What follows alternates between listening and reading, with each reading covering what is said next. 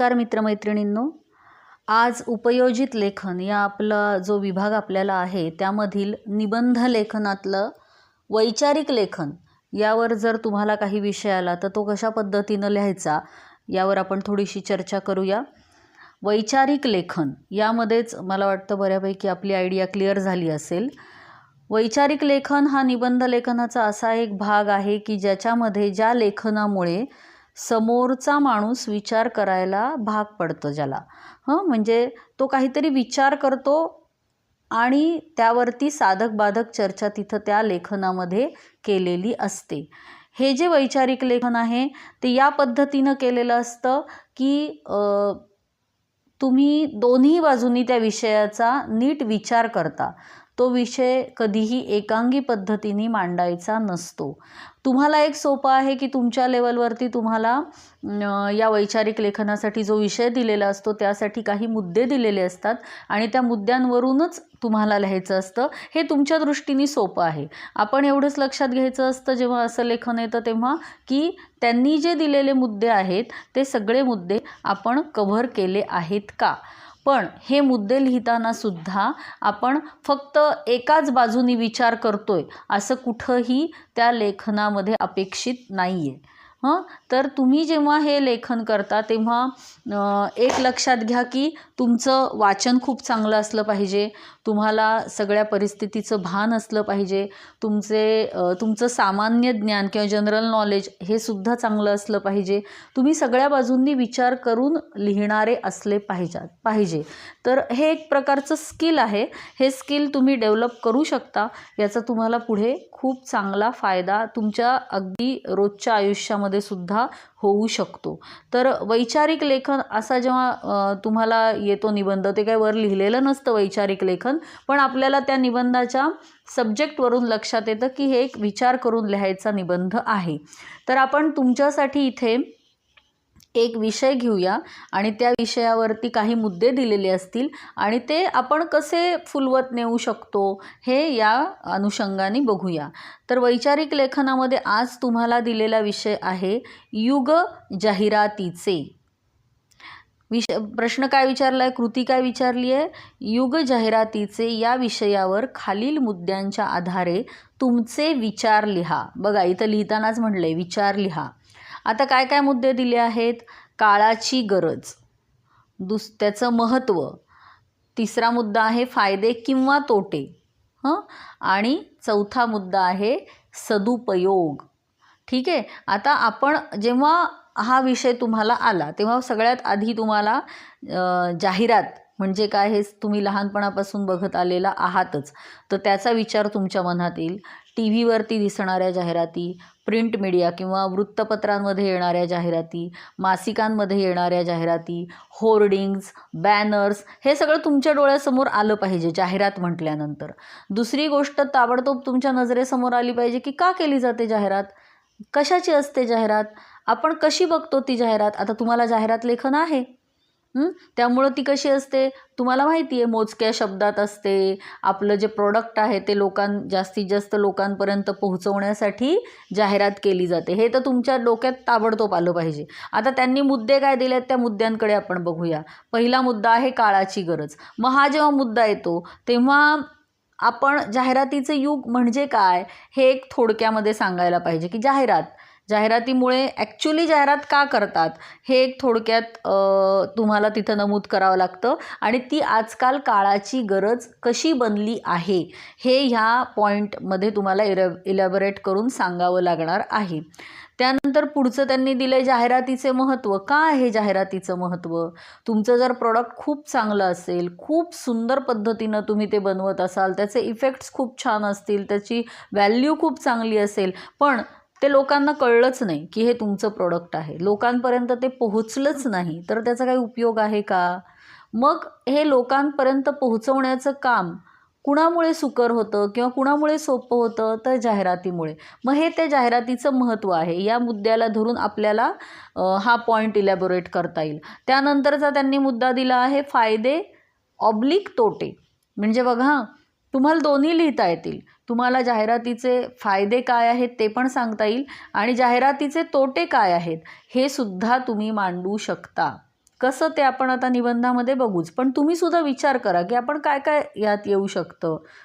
आणि शेवट दिला आहे सदुपयोग, म्हणजे जाहिरातीचे जरी फायदे तोटे काही असले तरी येणाऱ्या काळामध्ये आपण जाहिरातीचा चांगल्या पद्धतीने उपयोग कसा करू शकतो हे आपल्याला त्यांना सांगायचं आहे. मग तुम्हाला मुद्दे लक्षात आले, विषय लक्षात आला. मग हे मुद्दे आता कसे इलॅबोरेट करायचे, सुरुवात कशी करायची, शेवटाकडे कसं जायचं हे आपण या निबंध लेखनातून बघूया. वरती नाव द्यायचं निबंध सुरू करताना, युग जाहिरातीचे. युग म्हणजे हे जे सगळं, हा जो सगळा काळ आहे याला उद्देशून युग म्हटलेलं आहे, एरा असं म्हटलेलं आहे. तर युग जाहिरातीचे हा वरती हे हेडिंग तुम्ही द्यायचं आहे. आणि खाली आता तुमचा निबंध सुरू होतोय. निबंध सुरू करताना सुरुवात एक आकर्षक पद्धतीनं आली पाहिजे, त्यानंतर त्यांच्या मुद्द्यांप्रमाणेच आपण इलॅबोरेट करत गेलो पाहिजे. प्रत्येक मुद्दा बदलला की आपण पॅरेग्राफ करायचं आहे. अशा पद्धतीने एक 4-5 पॅरेग्राफ तरी तुमच्या पूर्ण निबंधामध्ये आले पाहिजे. संपूर्ण पान भरून तुमचा कमीत कमी निबंध झाला पाहिजे. ह्या छोट्या छोट्या गोष्टी तुम्ही लक्षात ठेवायच्या आहेत. निबंध लिहिताना कुठेही उगाचच खाडाखोड करायची नाही. आधी वाक्य मनात नीट तयार करायचं आणि त्यानंतर तुम्हाला निबंध लिहायचा आहे. त्यामुळे तुम्ही एक गोष्ट लक्षात ठेवा, निबंध लिहिताना पुरेसा वेळ तुमच्याकडे राहील या पद्धतीने बाकीची प्रश्नपत्रिका तुम्ही सोडवायची आहे. म्हणजे तो वेळ तुमच्या हातात राहिला की तुम्ही नीट विचार करू शकाल आणि नीट विचार केला की तुमची मांडणी पण नीट होईल, तुम्ही ते नीट शब्दामध्ये मांडू शकाल. तर आपण आता विषयाकडे येऊया. आपली स्तुती आपणच करणे, अशा युगाला म्हणायचे जाहिरातीचे युग. आजचे शतक हे जणू जाहिरातीचे शतक म्हणावे लागेल, इतके आज जाहिरातीचे कार्य अफाट आहे. आजकाल कोणत्याही गोष्टीची, वस्तूची जाहिरात ही खूपच जवळची, अगदी परिचयाची झाली आहे. ती एक काळाची गरज बनली आहे. आला आपला मुद्दा, काळाची गरज. वरती जो मुद्दा दिला होता तो आपण इथं टाकला आहे. का झाली आहे ती काळाची गरज हे आपण वर सांगितलं आहे की तिचं कार्य अफाट आहे, ती आपली जवळची आहे, आपल्या परिचयाची आहे, रोजच्या बघण्यातली आहे आणि मग त्यामुळं ती काळाची गरज झालेली आहे. ओरडणाऱ्याची बोरे खपतात, पण न ओरडणाऱ्याची द्राक्षे पण खपत नाहीत, अशी वस्तुस्थिती आहे. कारण नुसते असून भागत नाही तर दिसावे लागते. म्हणूनच जाहिरात ही एक कला झाली आहे. आता हा मुद्दा त्यांनी दिलेल्या मुद्द्यात नव्हता, पण तो आपण मांडायचा आहे. मग ते परीक्षकाला आवडतं आपण असे काही वेगळे मुद्दे मांडले तर, त्या मुद्द्यांव्यतिरिक्त. म्हणूनच जाहिरात ही एक कला झाली आहे आणि ती अधिकाधिक कशी आकर्षक करता येईल हाही एक अभ्यासाचा विषय झाला आहे. आपण मोठे व्हावे, प्रतिष्ठित म्हणून मिरवावे, आपला लौकिक वाढावा म्हणून मनुष्य प्रयत्न करतोच ना. त्याचीच बाजारपेठेतील सुधारित आवृत्ती म्हणजे जाहिरात आणि तिची कला.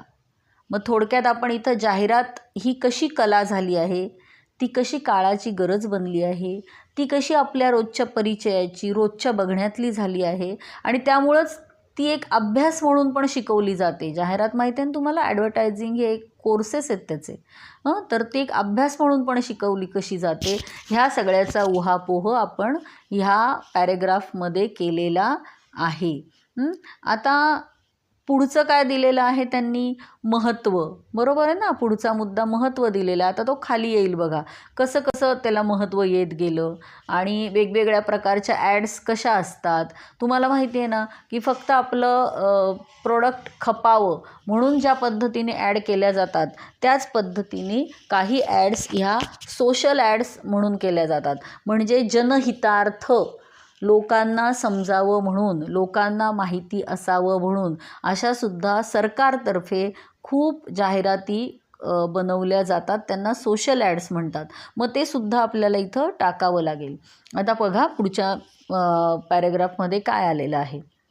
बहुतांशी जाहिरात ही उत्पादनाचा खप वाढावा ह्या व्यावसायिक उद्देशाने केली जाते. त्याचबरोबर जनजागृतीसाठी, पर्यावरण रक्षण, वृक्ष संवर्धन, निरनिराळे रोग व त्यावरील औषधे, सरकारी योजना यांचीही जाहिरात कौशल्याने केली जाते. त्यामुळे जनजागृती साधते. हे जाहिरातीचं खूप मोठं महत्त्वाचं काम आहे आणि ते आपल्याला अशा पद्धतीचा निबंध आला तर त्यात सांगणं अत्यावश्यक आहे. कारण खेड्यापाड्यातल्या सर्वसामान्य जनतेपर्यंत जर एखादं काहीतरी योजना राबवली जात असेल आणि ती त्यांच्यापर्यंत पोहोचवायची असेल तर जाहिरातीसारखे माध्यम नाही. हे जाहिरातीचं खूप मोठं महत्त्वाचं काम आहे आणि ते इथं आपल्याला इथं अधोरेखित केलंच पाहिजे. ठीक आहे. कमी शब्दात नेमका आशय अनेक लोकांपर्यंत जाहिरातीमुळे पोहोचू शकतो. निरनिराळ्या योजनांची माहिती मिळते. माहीत नसलेल्या गोष्टींचे ज्ञान होते. त्यामुळे जाहिराती अधिक रंजक, अधिक सूचक केल्या जातात. हे इथं जाहिरातीचं महत्त्व आलं की जाहिरातीमुळे काय साधलं जातं. पुढे काय दिलं बघा वेगळ्या परिच्छेदात. माणसाच्या मनातील चिंता, व्यथा, काळजी जाहिरात अचूक टिपते. त्यामुळे मालाचा खप वाढतो. इथं काय आपल्या डोळ्यासमोरील मेरी कमीज तेरी कमीज से सफेद कैसे ही माणसाची व्यथा आहे, काळजी. अरे हा इतका, मग ते बरोबर त्यांनी कॅच केलं आणि त्याची एक जाहिरात बनवून टाकली. बरोबर आहे. ही जाहिरात मनुष्य गुणधर्मानुसार आलेली आहे की अरे ह्याला असं आहे माझ्याकडं का नाही, हा माणसाचा स्वभाव धर्म आहे, मेरे पास क्यों नाही. मग हे बरोबर त्या जाहिरातदारांनी ओळखलं आणि त्यातून त्यांनी आपली जाहिरात बनवली. ठीक आहे. मग ते इथं तुमचं आलं. त्यामुळे मालाचा खप वाढतो. जाहिरात पाहून कित्येक जण त्या गोष्टी विकत घेतात.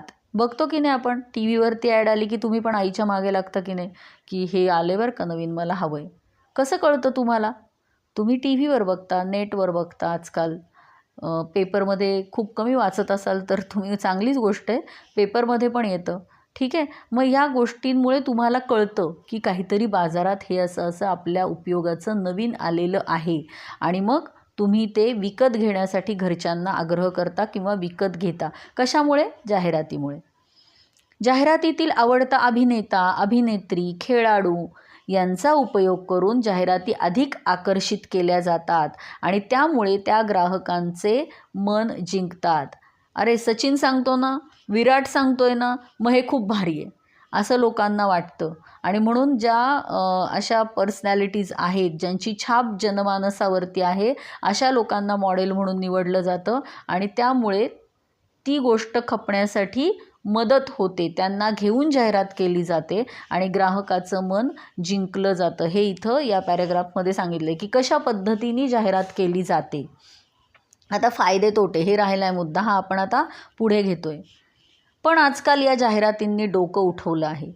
एकाच वस्तूसाठी अनेक वेगवेगळ्या जाहिराती. आता आपली रोजची गरज आहे साबण, सोप. त्या साबणाच्या किती ब्रँड्स, किती कंपनीज, त्यांच्या किती जाहिराती. त्या सतत एकापाठोपाठ एक आपल्यावर बंबार्डिंग करत असतात, आपल्यावरती मारा करत असतात. हे म्हणतात आम्ही चांगलं, ते म्हणतात आम्ही चांगलं, आमच्याकडं जे येते ह्यांच्याकडं नाही, हे म्हणतात आमच्याकडं जे येते त्यांच्याकडे नाही. ठीक आहे. अशा पद्धतीने सतत जाहिरातींचा मारा आपल्यावरती होत असतो. हे एक पद्धतीने आपल्याला ते बोरिंग आहे एकदम किंवा नको नको होतं. बरोबर आहे.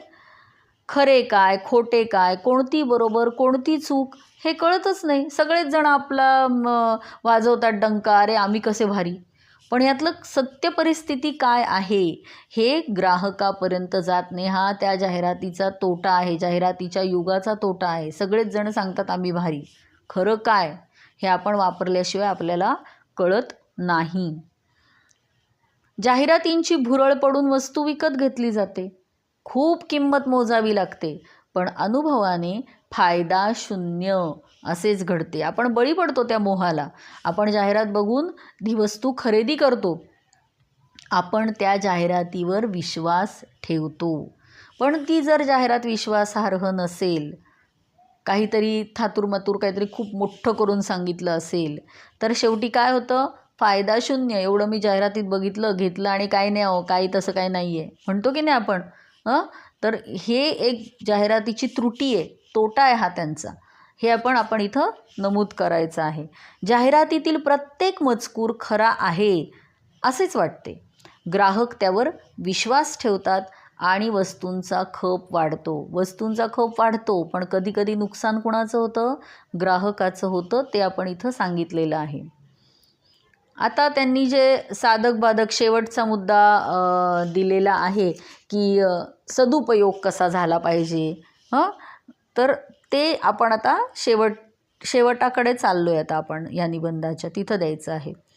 जाहिरातींचा मनावर खूप परिणाम होतो.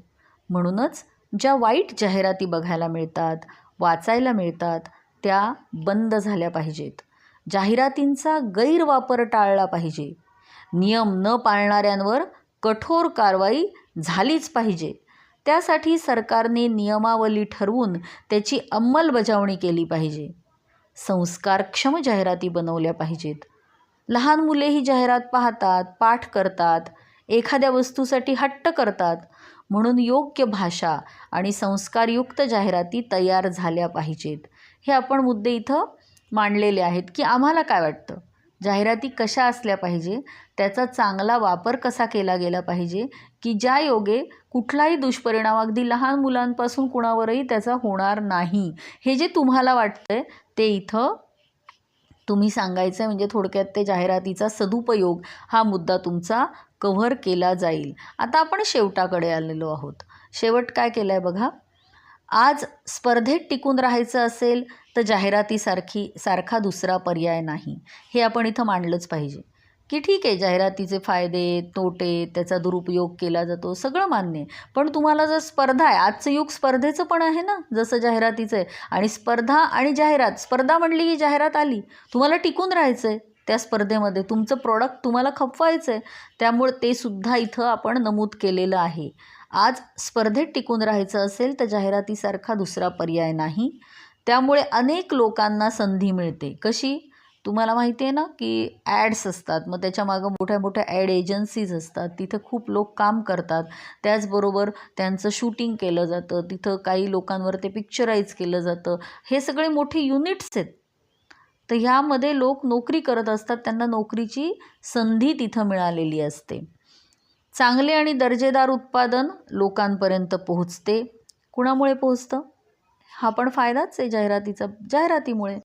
बाजारपेठ काबीज करण्यासाठी जाहिरात हे उत्तम माध्यम तर आहेच, पण त्याचा उपयोग जबाबदारीने झाला पाहिजे. हे आपण इथं सांगायचं आहे शेवटी. की जाहिराती हवीच, तुम्हाला तुमचा माल खपवायचा, जाहिरात ही हवीच, पण तिचा उपयोग अत्यंत जबाबदारीनं केला गेला पाहिजे. असे झाले तर जाहिरातीचे हे युग खूप पुढे जाईल, नाहीतर अति तेथे माती असेच म्हणावे लागेल. मग आपण शेवट काय केलेला आहे की जाहिरात ही खूप चांगली कला आहे. आजचं युगही जाहिरातीचं आहे. जाहिरातीमुळे आपल्या वस्तूला एक प्रतिष्ठा प्राप्त होते, तिचं खप वाढतो. हे सगळं जरी खरं असलं तरीसुद्धा या जाहिरातीचा जो गैरवापर सध्या होतो आहे, त्याचा दुरुपयोग केला जातो आहे, तर तो थांबवून, तो टाळून आपण जर तिचा सदुपयोग केला, चांगल्या पद्धतीनं ती ॲड प्रेझेंट केली, तरच हे युग जाहिरातीचं आहे किंवा हे खूप पुढं जाईल असं म्हणता येईल. तर आणि दुसऱ्या धोक्याची सूचना आपण आधीच देऊन ठेवली आहे तिथं. याला वैचारिक लेखनाचा ही एक कला म्हणतात की असं जर चांगल्या पद्धतीने आपण वापर केला तर जाहिरात ही खूप पुढे जाईल. हे जरी योग्य असलं तरी हे जर तसं झालं नाही तर अति तेथे माती असेच म्हणावे लागेल. म्हणजे सगळं फोल ठरेल. याची एक धोक्याची घंटा आपण इथं वाजवलेली आहे आणि इथेच आपण हा जो निबंध आहे हा संपवलेला आहे. मग अशा पद्धतीने आपण जेव्हा वैचारिक लेखन करतो तेव्हा त्याची सुरुवात कशी करायची, सगळ्या मुद्द्यांना स्पर्श कसा करायचा आणि शेवट कसा करायचा हे तुमच्या लक्षात येईल. तुम्ही वैचारिक ज्यांना लिखाणाची सवय आहे, ज्यांना छान छान मुद्दे छान पद्धतीनं फुलवता येतात, त्यांनी नक्की वैचारिक लेखनाचा विचार करावा. परीक्षेमध्ये पेपर लिहिताना एक वेगळ्या पद्धतीचा तुम्ही निबंध लिहिला तर तो परीक्षकांना खूप आवडतो. फक्त सगळ्या पद्धतीने मुद्दे मात्र काबीज करा तुम्ही आणि छान पद्धतीने लिहिण्याचा प्रयत्न करा. तुम्हाला नक्की जमेल. Okay, bye.